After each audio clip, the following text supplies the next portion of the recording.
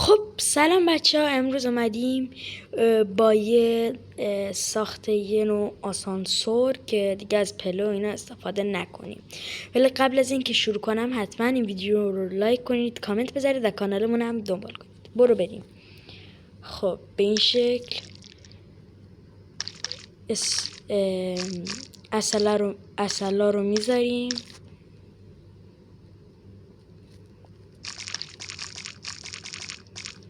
خب بعد از اینجا به آب میذاریم داخلش.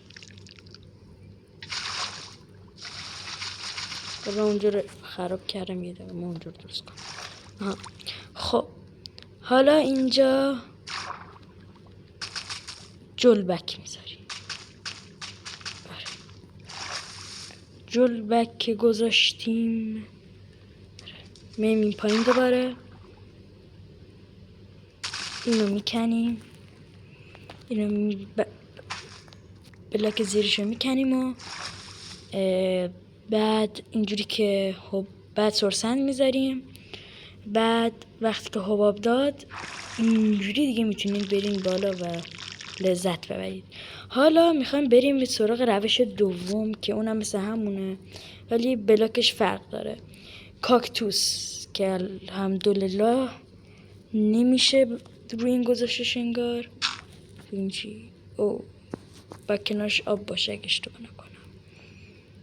خب اینجا میذاریم. حالا چرا نمیشه؟ نکنه سنگ میشد. خود چند روزه ماینکرافت بازی نکردم، یادم رفته اصلا چی به چی هست چی به چی نیست. او رو کاکتوس میشد راستی. خب دارم هوا شب میشه تا چیزی میشه. هوا شب نشده سریع بهتون یاد بدم. خب ما اینو اینجوری میریم بالا مثل قبلی. این دارم به اون صورت. خب بعد حالا همون کاری که انجام دادیم برای اونو همینجا هم واردش میکنیم. خب حالا وقت جلبک گذاریه. خب حالا که جلبک رو گذاشتیم اینو میکنیم، اینجا رو بر میداریم، سلسند میذاریم تا اینجوری حباب بده. خب اینا رو فعلا بفرستم بالا. خب حالا این ورم مثل همون اونجوری شد ولی به نظرم کاکتوس اصلا استفاده نکنید چون میخوایم بریم بالا دمیج میخورید. حالا بعدش یه کوزه اینجوری به این صورت میذاریمش.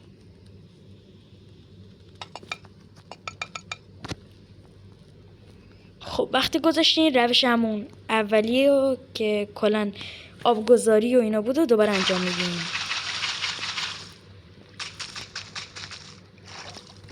اینجور حالا نذاشتم میذاریم. خب میپریم پایین دوباره این پایین رو میکنیم، اینجا رو میکنیم، سلسند میذاریم و بله اینجا هم مثل قبلی درست شده. بله اینجوری میتونیم ازش بالا بریم. خب دوستان اگه از اینجور ویدیو خیلی دوست دارید که آموزشی باشه حتما ویدیو رو لایک کنید، کامنت بذارید و کانالمون هم دنبال کنید تا یه ویدیو دیگه. خدافظ.